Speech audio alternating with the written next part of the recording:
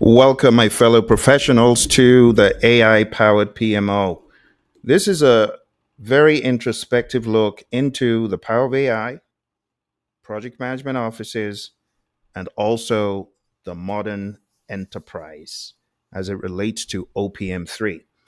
Now, you do see OPM3 behind my name. I know lots of you have had that question. What does it actually mean? Well, it stands for Organizational Project Management Maturity Model.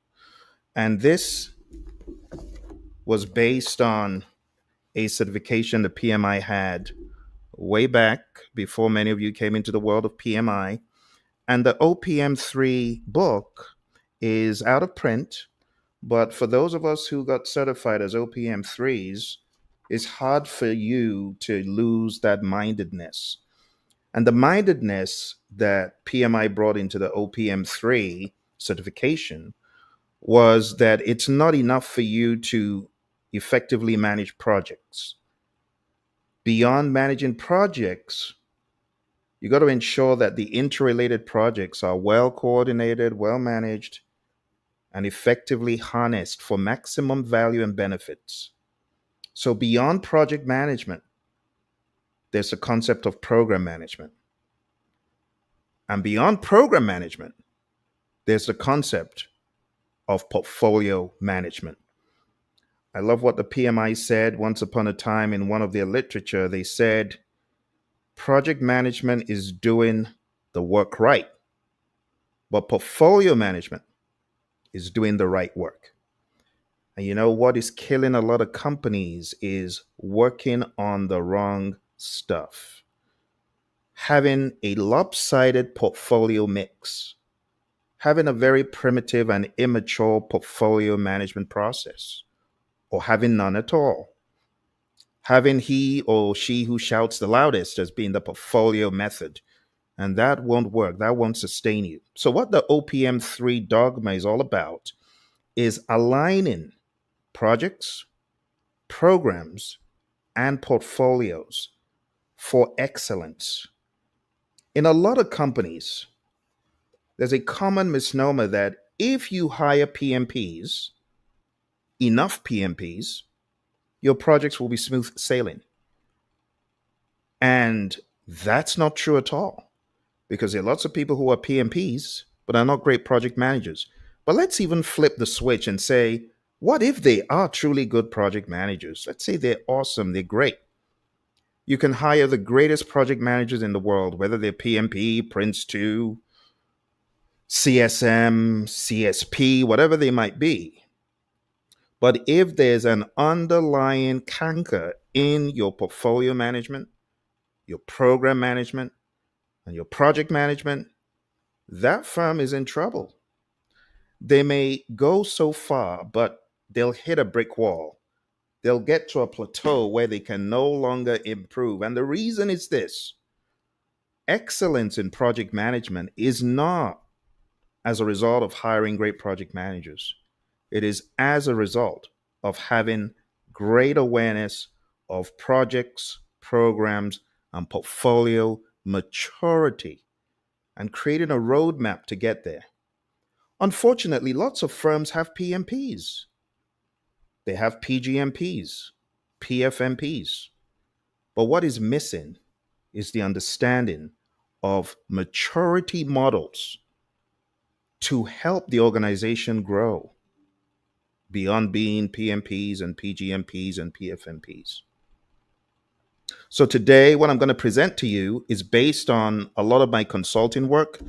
I document this in my book. It's called The Consultant's Compass. I've been consulting for over 20 years with different organizations such as Honeywell, Motorola, America, and I've been fortunate enough to train lots of government agencies like NASA and the FBI and the US Army and many more, and many private organizations.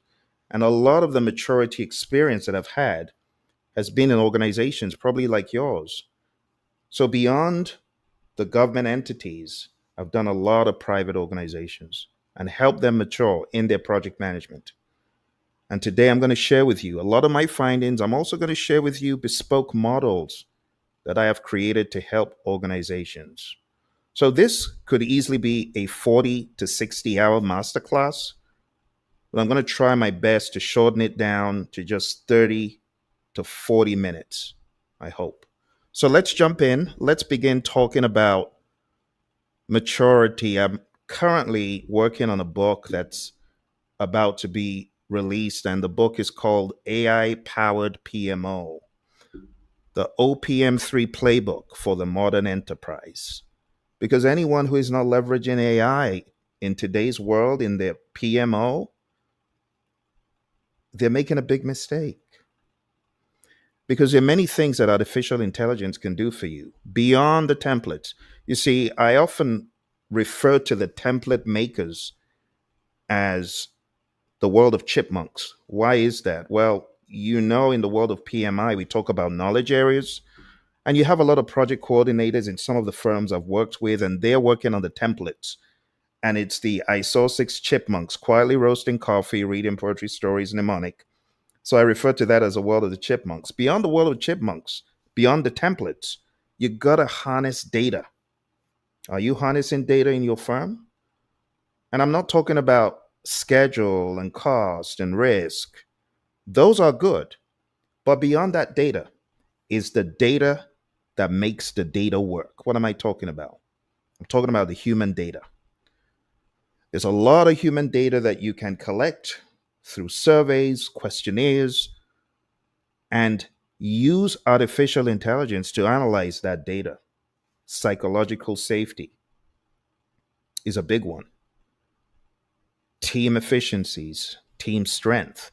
See, these are the places that a lot of people don't dig because we're too focused on the risk and the schedule and the Gantts.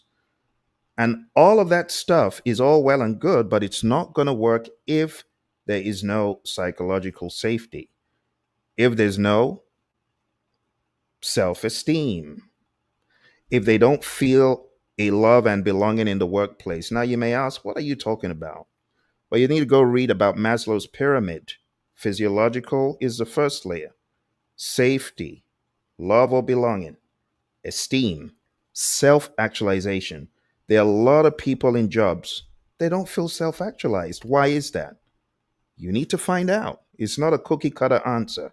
There are many answers that various individuals will give you, but each firm is different. And you, as an AI project management aware professional, should be harnessing artificial intelligence in your project management, not just to manage schedule, cost, scope, and risk, but to understand the humans that are doing the work. The good book says, don't muzzle the ox that treads the corn. But a lot of organizations miss that. And they're dangling carrots and sticks, but they're forgetting to really add value to the people who are working the work. You see, lots of ideas I could share with you, but let's jump into a little bit more of the technical stuff, which is it's what interests a lot of people, I know, but that's not what is most important. But we'll get there anyway eventually. So my name's Phil. I've been a PMP since 2005. That's 20 years in a week and a little bit. And since I've been certified, I've been fortunate to consult with a lot of firms and entities you see on the screen. And you know what I've come to realize? I've come to realize this fact. Project management is not your problem in a lot of firms. No, it's not your problem. You see, in a lot of firms, we're still asking the same old question. The same old question is, why do projects fail? We already know the answers to that for the most part. There's so many surveys on why do projects fail. But the overarching question that anyone in the C suite should be asking is, why do some organizations fail, but some thrive? And the reason why a lot of organizations fail is they do not have, number one, clarity of purpose. They just run around like a chicken with his head cut off. In order to thrive in today's AI driven world, my friends, organizations must have laser focused mission and shared purpose. They must also keep AI in the forefront of what they do, because those that don't are going to be left behind. Failing organizations, they chase trends, minded less, they lack alignment, or they have contradictory goals. A lot of organizations that fail, they're rigid, but those that survive and thrive, they're agile. Thriving organizations, they use data, they rely on empiricism. They don't just do a project and throw the data away, they harness the data, they analyze it. And these days, more so with artificial intelligence, they embrace change. Organizations that thrive, they're people centric. I've been to some organizations to train, and honestly, the feedback that I get from some of the people is we don't care about all that people stuff. We just want to get work done and go home. Well, that's sad. That's the pedestrian way of thinking about things, right? Those organizations that thrive, they execute with focus, right? They have a roadmap for future growth. My mentor, John Maxwell, he said, growth doesn't happen by dumb luck, it's intentional. Even as an organization, the entire growth in the firm has to be intentional. You know, the sad thing is a lot of organizations, they spend lots of money, lots of resources on buying equipment, the amounts they spend on IT is insane. But when it comes to investing in their people, they hesitate. And I'm not just talking about director level people, I'm talking about even in the C suite. They fail to see that people are the lifeblood. And those organizations, OPM3 isn't for them, because OPM3 demands a heavy investment in your people. Like the ignorant CEO that said, well, I don't want to invest in these people because they might leave. And then an employee asks, well, what happens if you don't invest in them and they stay? Well, you got a bunch of blockheads. So the idea, my friends, is to think about this question. Why do some organizations fail? Because they don't value their people. They marginalize their people. They don't invest in their people. There's always an excuse for not investing in their people, but they can invest in other things, right? You know, the Agile Manifesto, they said it well. It said individuals and interactions over processes and tools. We got to value the humans. Okay, so I know I'm spending a lot of time on the psychology because before we dive into the tools and, the frameworks and the models, we got to get this piece down pat. Another hallmark of organizations that thrive is strategic execution versus chaotic busyness. Some firms are just busy, busy, busy, but they're not getting the value items done. They're not prioritizing by value. They're not prioritizing by, the low hanging fruit that's available in the marketplace. They're not doing WSJF, weighted shortest job first. They're not thinking about the cost of delay. Those firms will likely fail. They won't be here. You just hear they were bought and you wonder what happened. Organizations that thrive, leadership with vision. Leadership is all about influence, but it starts at the top. So those firms that have very poor leadership, yeah, I know you're frustrated working for some of them. Give them a few years, they won't be here anymore. Continuous learning versus stagnation is very important to see. Like I said, some firms they want to spend on learning. You got to invest in your people. In OPM3, there's certain enablers we talk about, and one of the enablers is training. There's just no way around it.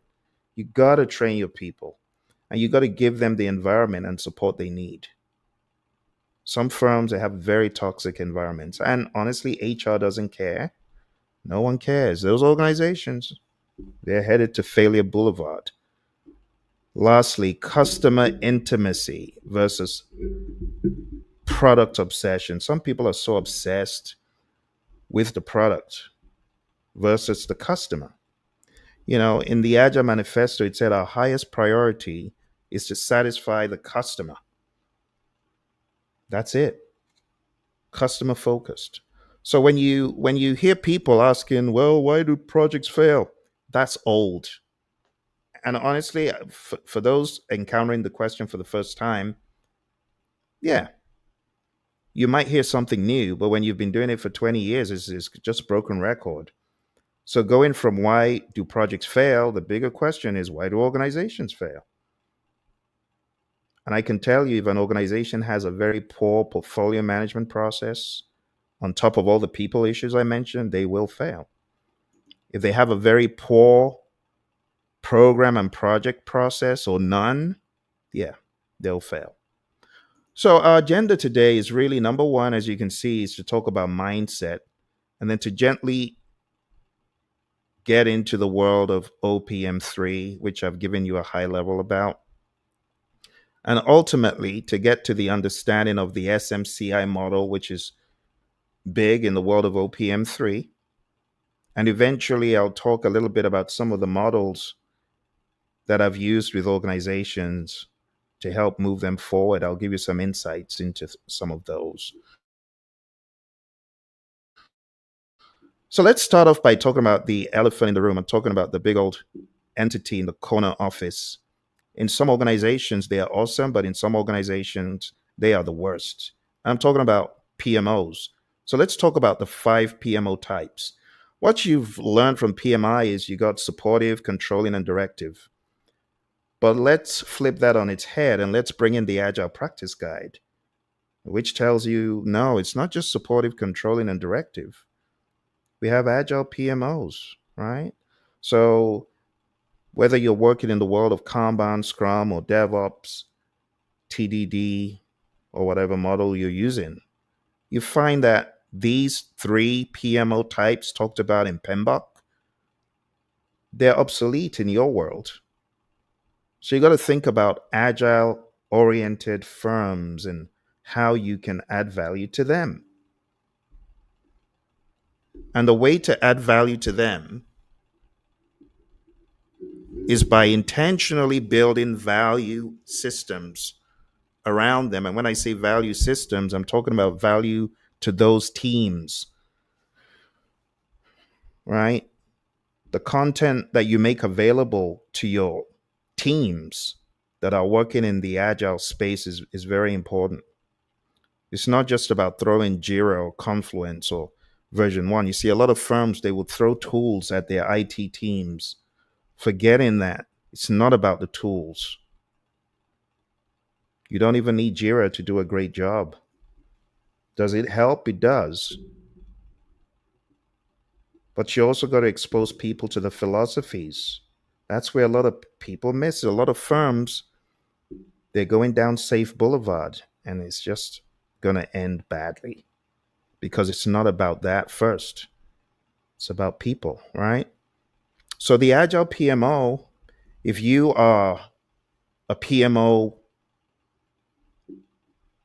member of staff, I want you to tell your PMO that it's not enough to say, oh, well, we're directive. I was actually in a directive PMO in a well known airline. And I'm not saying directive PMOs are bad, they need to exist, right? Supportive PMOs actually need to exist as well. Because sometimes all people need is support for the very small projects. But as you begin to get into medium and large scale infrastructure projects, it would be foolish not to have a directive PMO. And this is the business case for PMO number 5, which I have coined as a hybrid PMO. And the hybrid PMO, they vary by project, by region, by phase, by program, by portfolio. You think about it. There are different levels in every organization. You have some the project level, some people operating more at the program level, some in the operational realm. What are you going to do with those folks? Aren't you going to support them? I know you've never heard of an operational management office, an OMO, but there's so many allotropes of support that you could provide. Doesn't always have to be controlling or directive or supportive. And in a hybrid PMO, you got various levels and locations. Think about it. You got the EMEA region, got Asia Pac, you got people working all around the world. How on earth could you think that All their work needs to be handled in one way. That's not smart. That's not agile. You see, because you got people working different teams, different parts of the world, you got to be hybrid. At some levels in the firm, the corporate PMO, it could very well be directive. We're dealing with millions of dollars, hundreds of millions of dollars in some firms. So it would make sense to have a directive PMO for certain levels in the organizations, and certain PMOs should be that way. But as you look across the firm, different projects, different regions, different stages require different levels of support. You see, when you look at PMOs, they all should have a servant leadership posture. It should be, how can I help you? Not how can I regulate and control you and beat the living daylights out of you if you're going off course. That's a wrong mindset. That's why in one of the companies I trained at, one of Warren Buffett's companies, they said, Phil, this thing doesn't work here. We're not doing PMOs. It's a bad word. Let's not say it. Let's just focus. Let's do our training, and everyone for themselves will figure it out, but no more PMO. And that's sad because the PMO got a bad rap because it was bad. PMOs that are draconian in nature, they won't survive, they won't last, or they won't see lasting results. So in your firm, my friend, you got to ask what kind of PMO fits this business unit, this location, this level of visibility of project, this budget of project. You can't do a one size fits all anymore. Not in today's AI data driven world. If only you would survey your smart people. You know, Steve Jobs, he said, we don't hire smart people to tell them what to do. We hire smart people so they can tell us what to do. And that's where a lot of firms are missing it. The smart people are being oppressed. Shh, do that. Don't argue. And that's wrong. You should use the power of AI to survey copious data points. And you should be analyzing these data points to better understand your people and their pain points, as opposed to shoving work like a push system does. You push work, you push regulations, you force people to do stuff without the rationalization. You get what I'm saying? So a lot of PMOs, they're in the wrong space. They need to be hybrid. Gone are the days of the one size PMO that fits all. You got to think about this, my friends. Different levels, different layers, different teams, different geographies, different product lines. In my consulting work, I've realized that it is dumb to try to force the product people into a logistics bucket, or the logistics people, the HR people, the operational people. You're trying to force them into a program bucket. It makes no sense. So if you want to succeed as a PMO, you must, in today's AI driven world, you must be hybrid. And what that means is every PMO type that exists, because outside of what is on the screen, there are many project management entities that define PMOs differently than I have. But those PMOs, they got to be dynamic. The word I use for PMO number 5 is dynamic or hybrid. You got to be, or you'll be left behind. Now, with all these PMOs, you could have the best PMO in the world with tons of PMPs, but that still is not enough. For those of you who are just coming, I'll take you back to the overarching question that I asked in the beginning and what I said. It's not project management that's your problem. For a lot of you, the project managers are blamed. No, it's not the projects. The question you need to ask is, why do organizations fail? And that has taken us to talk about PMO types. But a higher order of thinking is, why do our PMOs not do a good enough job. Why do we cringe when we hear the term PMO? Because they're not offering value to you. They offer no value. In fact, they are an impediment. They are impeding what you're doing. They get in your way. So we need to go beyond that and we need to get mature as a PMO. We need to grow. For PMOs to grow, the PMI gave us the very simple blueprint in the Agile Practice Guide. It's a very, very simple blueprint. And it said PMOs need to be invitation oriented. Okay? Invite people, add value to people, add value to teams.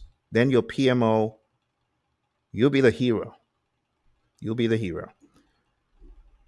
Beyond the PMO, my friends, comes the question about maturity. When we talk about maturity, we should ask the question, where does maturity start? I remember when I told you why some organizations fail, I said lack of vision, just like a book that I know very well said, where there's no vision, the followers perish. They don't have direction. Well, great Peter Drucker said, culture eats strategy for breakfast, right? Execution without alignment is elegant failure. So the culture is what I started talking about first. Strategy without a culture of execution is just a beautiful idea. So we need to get mature. We need to understand that it's not enough to have a PMO and PMPs.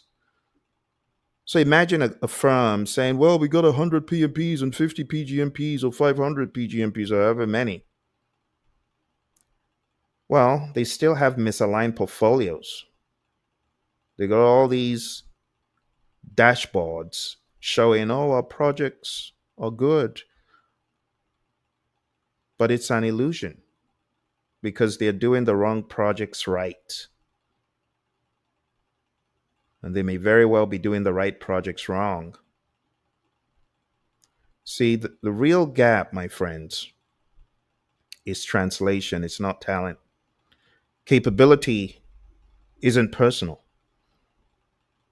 Too many firms look at the single ringable PMP or project manager, and that's the wrong way to look at it. Capability is organizational, right? In some firms, they're guilty of having stars without a constellation. What good is that? Or they're scaling inconsistency without a maturity model. We need to have a team mindedness. You know, there's a lot to learn from the world of Agile. We talk about T shaped skills, right? We want to have T shaped skills.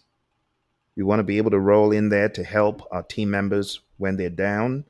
We need to have a team mindedness. So that constellation idea versus, oh, the big stars in the firm or in the PMO, that needs to end. Now let's talk about maturity as the operating system.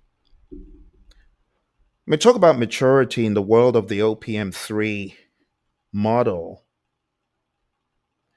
there's growth that is catalyzed through, number one, standardization.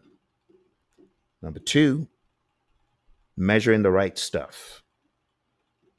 Number three, control. And number four, improvements. And we call this the OPM3 lifecycle. When we talk about standardizing, many firms, unfortunately, don't even embark on the first step of standardization. But standardization includes defining and documenting best practices. Let me blow this out so you can see it better. When we talk about standardizing, we're talking about establishing governance over process adoption.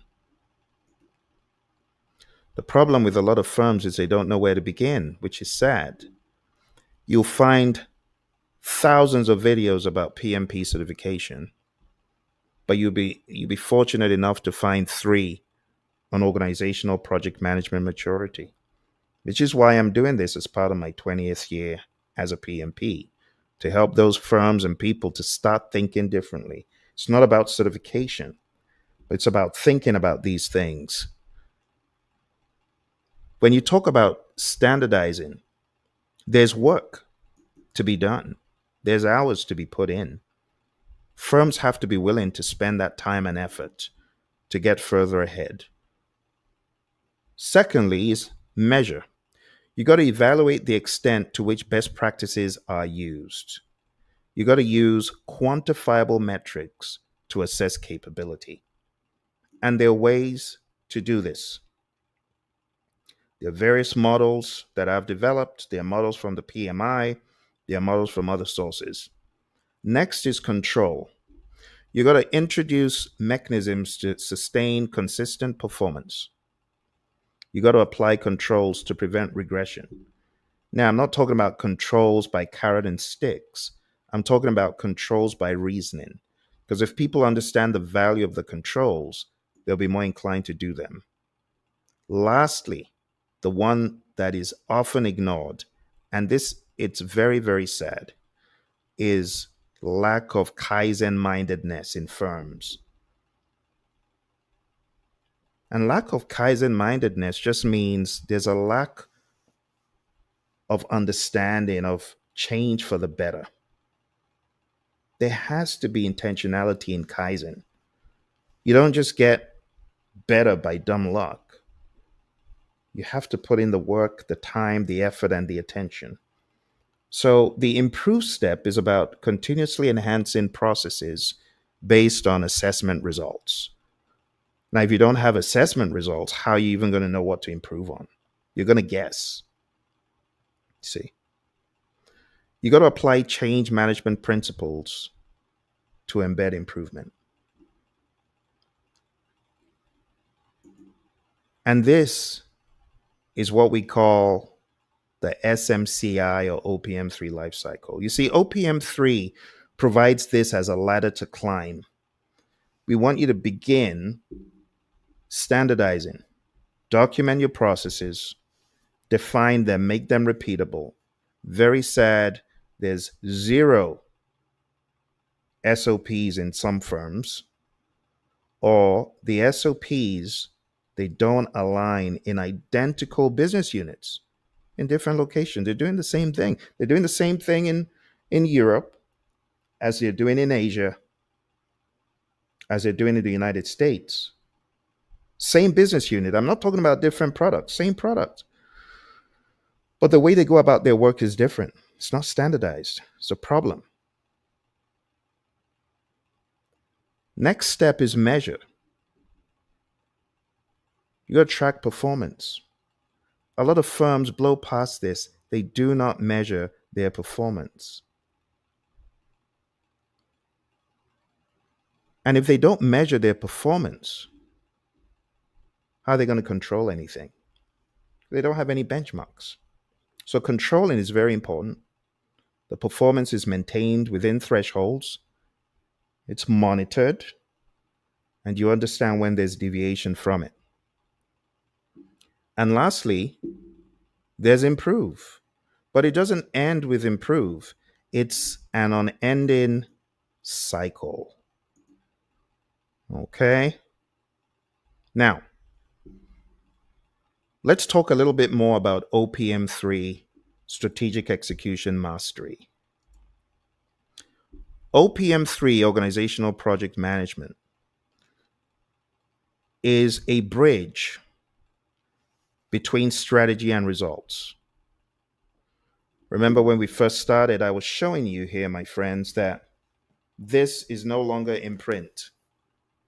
Okay, but there are a lot of ideas that I'll be sharing with you in the next few minutes that were put together by the people from the PMI very nicely. So OPM, Organizational Project Management, is not about managing isolated projects, but it's about orchestrating them under a strategic vision. It integrates people, processes, and technology. I see some of our friends joined. I see Fahim there. Fahim, thank you for joining. Doing awesome. Thank you. And our friends on Instagram. I see Tolu and Boafo, Boj Consultants, I am Coach Trina. I hope you folks are all doing well. And I understand that, yes, a lot of people want to, get PMP, but this is outside but related to the PMP. It's outside of, what many of you may be focused on, but it's an important topic.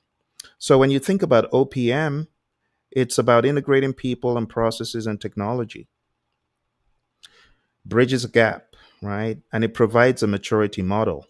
The three pillars that we want to really keep our eye on in any firm to really get great is projects, temporary endeavors, programs, coordinated management of interrelated projects, and portfolios, collection of programs, projects, and operations. Some firms make the mistake of having he or she who shouts the loudest deciding on the portfolio mix, but that's the wrong way to do it. You want to have people that actually are in the know, understanding the industry and the product and what's going on outside in the marketplace. And those need to be some of the voices brought to the table. You can't have one person, I don't care whether it's a, you know, person at the top in the C-suite making all the decisions. You need more voices, more people who understand the marketplace. In some firms, you just have one person dictating, oh, we're doing that portfolio and we're doing this and we're doing this. And again, it's not the best way to do it. In the world of OPM3, we have what we call enablers, as I said in the beginning, and these are the infrastructure and cultural elements that support maturity across domains. And some of the key enablers that will help you in any firm, apart from the SMCI model, which helps us frame our understanding and thinking, are things like training and development, right? Having the right toolkit, having the right attention to improve. Those are some of the enablers that could help us. I've already talked about the SMCI framework as a ladder to climb. But beyond this, we also need to talk about the steps of maturity implementation. Now, I know a thing or two about this because I've been doing this for a while. But a lot of people jump into shoddy assessments and they're wrong. Because when all is said and done and you're collecting data, you don't just collect data without sensible massaging of the data and without bouncing it off multiple data points, multiple data sources. You also need to explore things like standard deviations and understand what that means for the data. A lot of data is actually wrong right from the get go. So, step one, you need to understand the OPM3 model and terminology. You got to understand the firm's vision, their mission, their strategy, and performance gaps. And there are many types of assessments. So, one of the assessments we do, and I'll just demo this for you real quick. So, one of the assessments that we do in the world of portfolios, let's go to our portfolio assessment here. So, imagine our portfolio assessment, right? There are two ways you could do this. You could survey hundreds and thousands of people, right? Or you could have each person go through what we call a high level discussion, glean the data, and have the group come up with a number that they decide on any of the scales. But beyond that, if you're doing a desktop assessment, a desk assessment where it's just you, the assessor, and the PMO boss, or maybe it's a senior person in the PMO, you got to know the right questions to ask. So, in this assessment, in this portfolio assessment, each one of these data points is not just a random one, two, three, or four. Let's zoom in a little bit. It is actually an intentional measure. So, in our portfolio maturity assessment, when we're talking about capacity and capability management, on a scale of 1 to 10, your maturity is intentionally rated as no defined roles or structures and so on, all the way to number 10. So if you're giving it a 1, it must fit that category. If it is a 10, it must fit that description that you see as I hover over this. So when it comes to doing these assessments, you got to spend time and you got to know the right questions to ask. But our tools have been developed to be almost foolproof. Because if you're selecting a 1, it's not just, oh, I feel good selecting a 1 because I hate my PMO, so I want to rate them down bad, or I hate my team. No. There'll be many data points and questions that you as a professional should be asking before you make the assessments. So take, for example, this portfolio management maturity assessment. What we're measuring is capacity and capability management on very tightly defined scales, as you can see. Each point is defined differently. Like you can see, capacity and capability management has a very different one definition from stakeholder engagement management, very different from value management, see, different from risk management, and different from strategic alignment management. Governance, also very different. So when we assess organizations, we want multiple data points, but we do desk assessments. And in these desk assessments, it could just be me and a PMO leader or me and a very senior person from the firm. And when we do this, whether it's at the portfolio level, such as what you're seeing here, or at the program level, or at the project level, we get into the specifics. And this is based on our core philosophy. Our core philosophy is all about having the C for conversations, the O for observations, the R for reflection, and the E for equipping and estimating. So when we go into firms to do this, we're going in there with a mindedness, precision. And when all is said and done, and we truly, truly have done all the standard deviations and all the multiple data point comparisons, then we know that if we calculate a maturity level like this, we know that that maturity level is what it says it is, as much as possible. It's not just an afterthought. So when you have assessed where your organization is, for example, this is a portfolio framework, the CSV RSG. And all that means is C for capability, S for stakeholder, V for value, R for risk. The other S is for strategic, and the G is for governance.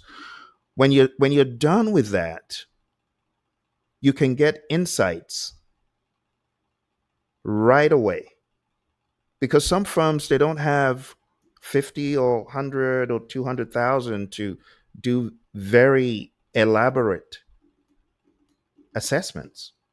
They want what they can do in a few days or even in an afternoon. And what I want to tell those firms out there, it's better to at least begin with a desk assessment across your portfolios, your programs, and your projects than to say, oh, well, because we can't do an elaborate assessment, we're not going to do anything. No, begin with a desk assessment. I've done desk assessments for many firms, and we immediately get value. As you can see here, this is immediate value. So in this example, we have overall maturity level of 5 out of 10. This is the Praizion scale, right? The scale from the OPM3 is very different. It's on less points, but we realize that fewer point scales, they bury the truth. So we developed a 10-point scale, right? And our 10-point scale, as you can see here from this tool, it immediately gives you some insights. So for capacity and capability management, it says to improve capacity and capability management, focus on establishing basic processes, standardizing documentation, and it goes on and on. But in this world of artificial intelligence, it would be foolish for a consultant such as me to not harness the power of AI. And that's why in all of our tools, we've built in artificial intelligence, because we understand that as humans, what we see is immediately limited. The correlation between the data points, we don't immediately have as much bandwidth as artificial intelligence does. Now, as a professional, I would go back with these scores, go back with the radar chart. I can immediately see where the pain points are, and I could come up with some ideas. But as Einstein said, why do I need to fill my head with things that technology can help me with? Paraphrasing. This is one of those areas. So, with this very initial raw desk assessment, I can immediately get AI generated strategic insights beyond the immediate results that are spat out. If I wanted to go a layer deeper, I could get AI generated strategic insights. And this is how you begin to harness artificial intelligence for projects, programs, and operations, for portfolios, for HR, for your engineering team. You harness the power of strategic insights by collecting the right data, feeding it into the tool, and getting AI powered insights. But don't forget to couple that with your human generated common sense insights as well. When you combine you, the professional, with artificial intelligence, you've got an unstoppable duo. Very recently, you've heard of the terminology agentic AI. Why do we call it agentic AI? Because they're agents. They're not humans, but they are part of your team, even though they're not humans. You get what I'm saying? So you need to see AI as a partner. Stop running away from it. Some people run away from AI. This is a very simple illustration of how AI insights could help you get further ahead, right? And that is just AI powered strategic insights. Now, going beyond the AI powered strategic insights, let's say this firm is at a 5, their portfolio management is it's nothing to write home about, right? It's average at best. But if you wanted a roadmap to help you improve your portfolio management, apart from bringing in a consultant and asking questions and the consultant showing you all the information, in a very short amount of time, our AI powered tool, the click of a button, can generate additional insights to show you the line of best fit for a roadmap to get better and more mature in your portfolio management. Now, portfolio management is an area a lot of people don't dabble into, but assuming an organization was knowledgeable, these are the big steps in the roadmap. Formalized resource allocation process. Some firms are struggling with this day in and day out. Their allocation process is horrible. It's based on the fire alarm method. Skill gap analysis and development plan. A lot of firms, if only they could do a skill gap analysis and intentionally close those gaps by having a development plan. You see, these are things some firms aren't even thinking about. Portfolio simulation and scenario planning. Again, there's an opportunity for this firm. Standardized value measurement frameworks, value driven culture, the list goes on. This is a very long report generated as a result of the data that was put in by the tool. So when you gather good data across many data sources, you assess it based on the standard deviation, the mean, the median, and the mode, which now I don't even need to do that anymore. It's all done for me by AI. But you see, a lot of firms, they haven't even begun to think about how artificial intelligence can help them at even the granular levels of template generation, let alone maturity models and maturity roadmaps. You get what I'm saying? So, this is missing in a lot of firms, which is why I'm presenting it to you today so that You can take these ideas back to your firm. The video will be up, and you can begin thinking differently as opposed to just thinking about, oh, project management, PMP, PMP. Uh, that's good, but it's a lower level way of thinking across a firm. You get what I'm saying? So, step one is to acquire knowledge.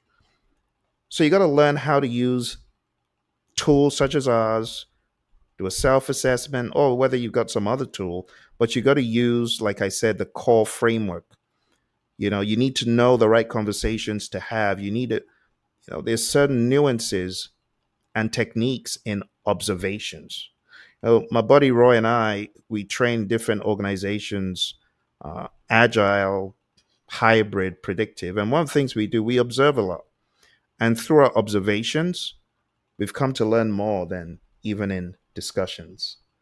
We're like the fly on the wall. But that's what a consultant does in order to help the firm. Number two, you perform the assessment. And this could be an enterprise wide or domain specific assessment. It could be for a business unit, it could be for geographic location, it could be across projects, it could be across programs, it could be across portfolios, it could be everything. And what you want to do is use questionnaires such as what I showed you or databases to identify present capabilities. You could be talking about assessing risk management maturity. Some firms are very, very mature in their risk, but they're poor in a different area. So you could choose one area. You could compare your existing practices to the over 600 OPM3 best practices that are talked about in this book. For those who missed the very beginning, when I came on, I showed the OPM3 book from way back 2013. This is when I did my OPM3, but I kept the book because I knew that if PMI were going to get rid of the OPM3, then there are a lot of secrets that are going to go, unfortunately, with it. So my copy still looks as clean as ever. And, it was one of the more difficult certifications to get from the PMI, but it was worth every cent. Very expensive, very laborious. It's one of those that you couldn't do online. You had to go to a live class. And Claudia Baca was my instructor, really awesome instructor. But as a result of my OPM3 training, I began to see what was missing in a lot of organizations. Step three, plan for improvement. You got to create a roadmap that prioritizes gaps. Like I showed you, our tool generated a roadmap based on the data we put in. But that was only one example, right? There are many other parameters and many other variables you could assess. You could assess operational maturity, right? Ops management maturity. You could assess program management maturity. We didn't even get into project management maturity at all. Step four, you got to implement improvement.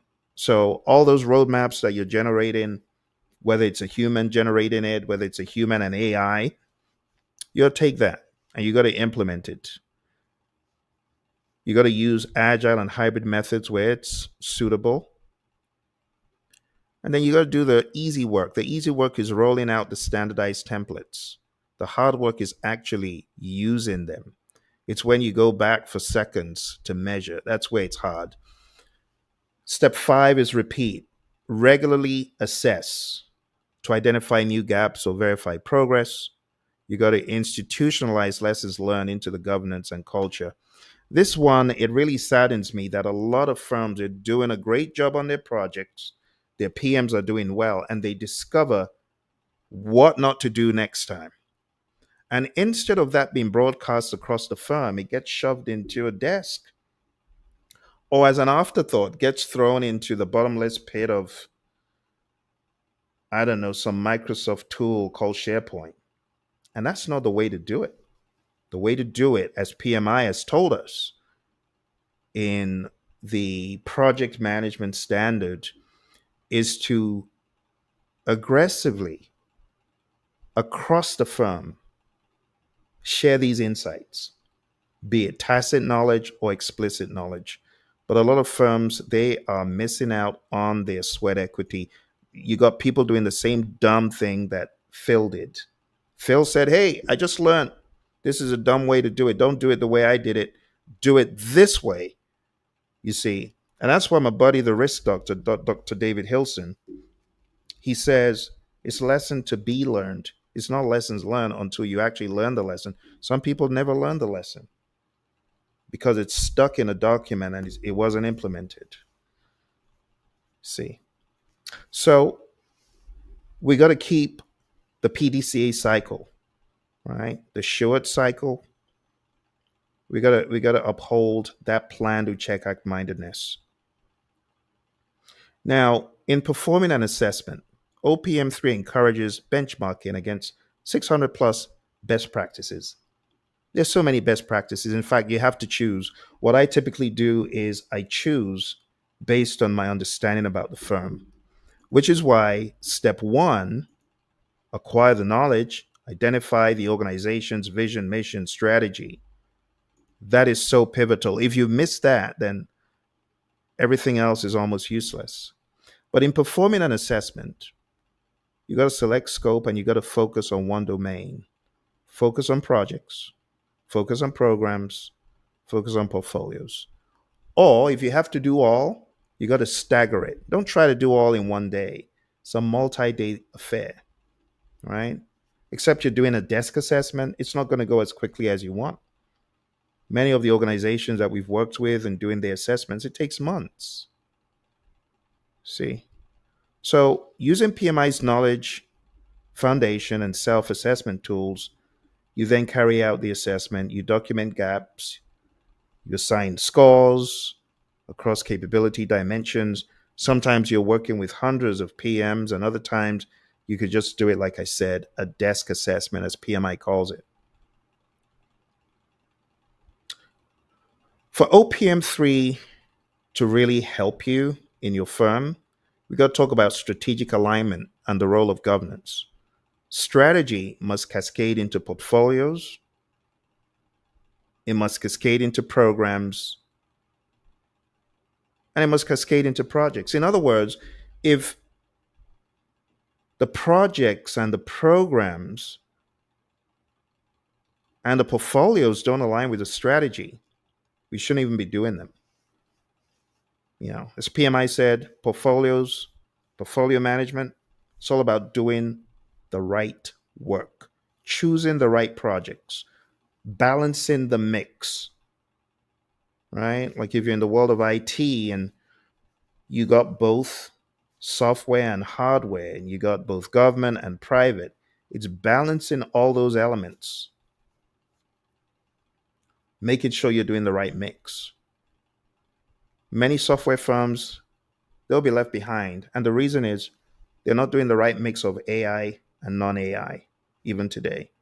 You see, a PMO must not just administer, but they got to guide with insight, they got to guide with agility.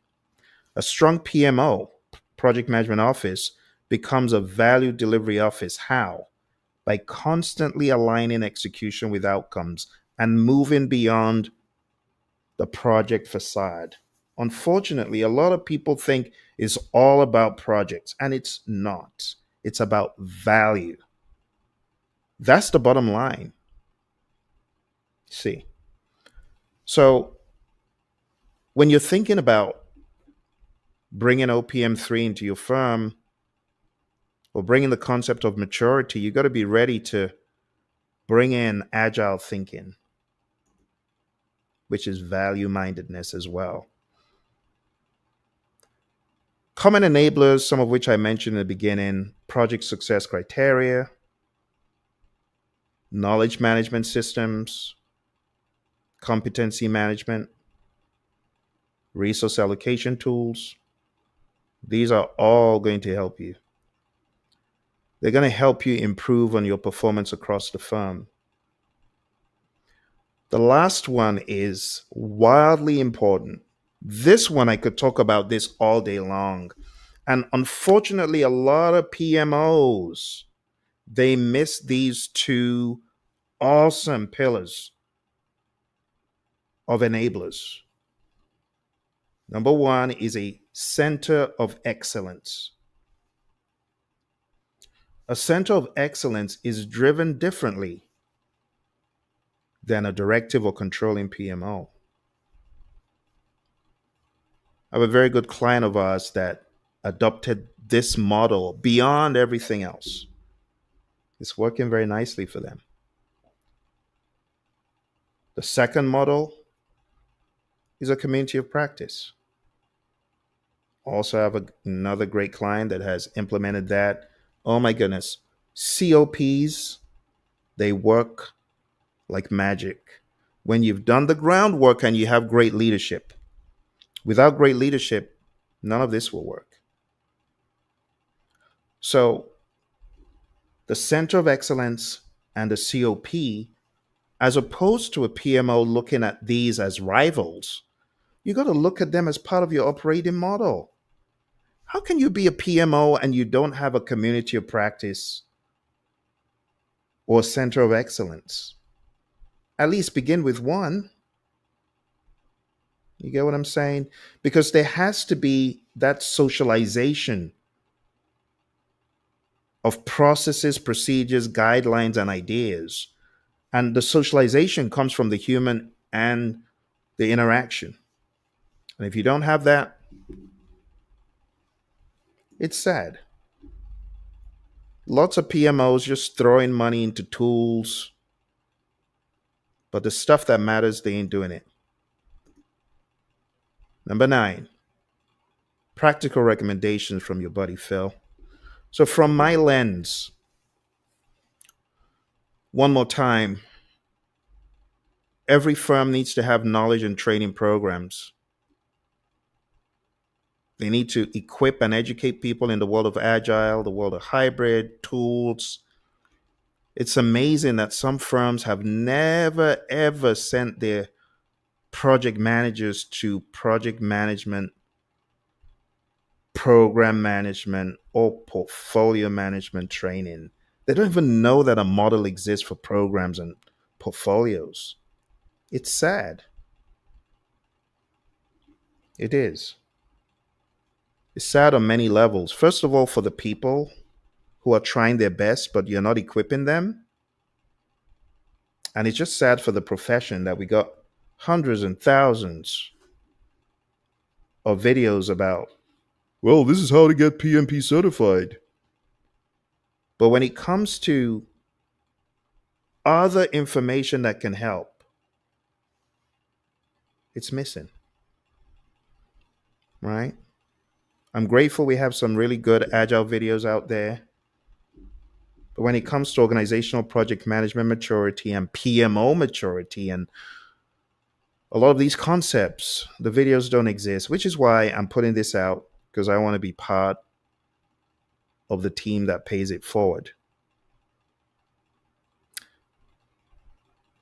I already shared with you my insights from previous clients, building communities of practice, fostering peer learning is very important. You know, a community of practice just gives a forum where people are able to interact and share ideas. Do you know what that does for the PMs? Confidence boosting, learning. Maslow's pyramid is aided when you give people a forum for feeling they belong somewhere. Leadership workshops are important. Firms who are smart, they provide leadership training not only for C-suite and the VP and director level, but all the way down to the bottom because it is important. When you educate and expose people to the concepts of leadership, they do better. Centers of excellence, definitely one you want to put on your radar. It's easier to start, in my mind, with the COP because the COP will do the work for the COE. But ultimately, continuous monitoring dashboards of metrics that matter is important. So, over the past number of minutes, my friends, I have shared with you concepts about OPM3, the importance of strategic vision, how OPM3 includes the 3 Ps, and how OPM is supported by the enablers that I shared with you. Moving forward, lots of you already know what the projects, programs, and portfolios actually mean. Projects are temporary endeavors that are undertaken to deliver a unique product, service, or result.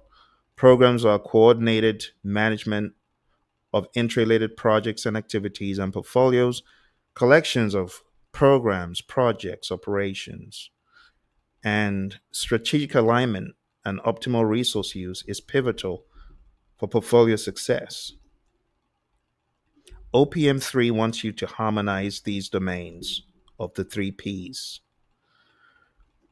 Enablers include structural enablers, like having coherent organizational structures and governance models, not just allowing people to flounder, but creating these standard operating procedures, spending time, you know, to do things the right way. In project management, we talk about good quality costs, costs of good quality and costs of poor quality.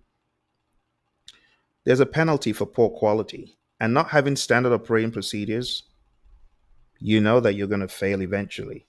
Cultural enablers, leadership support, organizational values, technological enablers, project management systems and tools, and human resource enablers, competency frameworks are very helpful, and training programs. Did I say training programs? Well, let me say it again. Speaking of training programs, I find a lot of firms saying, well, Phil, we didn't even know you were out there. Well, if you need a maturity assessment or you need training for your firm, be it in the world of programs or projects or portfolios or agile, yeah, you need to get in touch. So get in touch via the email info@praizion.com. Now, let's talk real quick one more time about the SMCI model standardization. I want to challenge those of you who are certified. What are you doing to standardize your firm? Don't tell me, oh, we're waiting for the PMO. Maybe there isn't a PMO. Maybe you need to start thinking about a hybrid dynamic model that's more like a value delivery office, right? So begin standardizing some things. For example, if you're working on any project, there's no excuse to not at least have a project charter. You could have a template that's used across many projects of similar types and sizes, customers. There's no excuse anymore. AI can develop these templates for you. And I dare say that if you are looking for templates, I'm going to share with you my free template list here because I know lots of you would love to use certain templates if only you knew how. And I know some of you are young to the world of structured project management. So let me share this on the screen with you. I'm going to put this in the chat. And this is a link to our free templates. So going down to projectmanagementdoctor.com/30 day. For those of you on Instagram, I haven't forgotten you. I'll put this here as well. And if you want to grab that bucket of templates, about 30 of them, well, you can do that. So when it comes to standardizing, I can understand in the beginning it might seem very daunting, but not if it's already been done for you, because you can take some of these templates and again, you can use the power of AI to develop some that are peculiar to your industry or your firm. What about measuring? These are topics that need to be had. You see, for those of you who are PMPs, PGMPs, PFMPs, the PMI always put the letter P at the end of your name, professional. But are you truly being a professional? It's like a doctor working in a larger establishment and saying, well, they asked me not to give him anesthesia. I just pulled whatever it was out. And you actually did that because the firm said, don't do it. Do you see the foolishness? How foolish that sounds? So, as a professional, there are some things that you should do as a project manager who is a professional or a program or portfolio manager. As a professional, you should bring to the table something new, the concept of SMCI. I'm challenging you to take the concept of SMCI: standardize, measure, control, improve. How do you not have a cycle or roadmap for improvement in your firm? You see the problem there? Big, big problem. So measure. I want you to begin measuring. You're smart. You know how to use AI. Have conversations. Bounce these data points off it and say, how well are we doing? This is a result. What do you think about this? You don't even need to put your company name in there. It's anonymous, right? But start having discussions. Start being more aware of maturity models. There has to be some form of growth, right? Stagnation is never a good idea. Okay. Let's go a little bit deeper into the three-step model that I'd say for standardizing, measuring, and controlling or the four-step model rather. So standardizing, again, you're going to define that process. There has to be evidence. There has to be governance and a key point. And if it's not written down, then how do you say it's standardized? Like if there are no SOPs, it's not standard. People don't know. It's funny. I go to some firms and some people are like, oh, it's a standard. And others are like, no, I've never seen that thing in my life. It's not standardized. Step two in SMCI is measure. A standardized process with metrics, KPIs are collected, dashboards may exist, data is used to determine efficiency and quality, and you get key insights. Just like I showed you, I gave you a practical example of how you could do that. Then there's control, a stable process managed within thresholds, evidence of control, use of control like trends to anticipate risks or opportunities, governance. PMI says governance is a framework within which authority is exercised. And if there's no framework for authority, then you got to question the control. And ultimately, improve, right? Evidence of improvements, tracking improvements, piloting new methods, institutionalizing successful changes, taking those lessons learned and putting them back into the firm and ensuring that there truly is growth, right? Final reflections.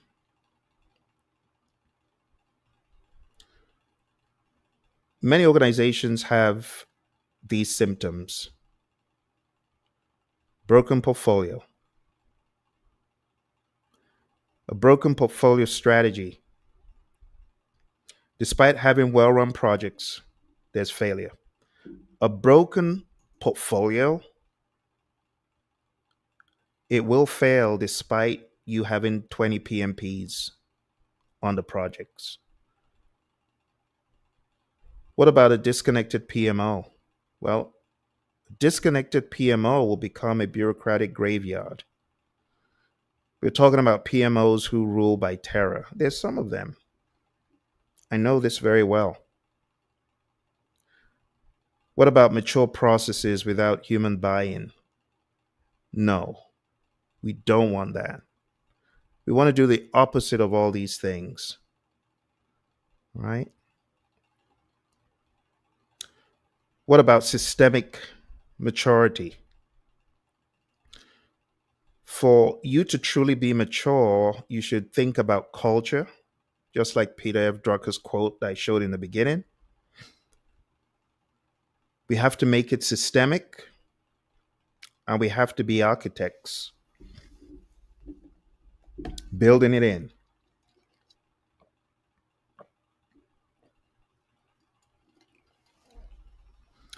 For maturity to actually work, my friends, for your maturity model to work,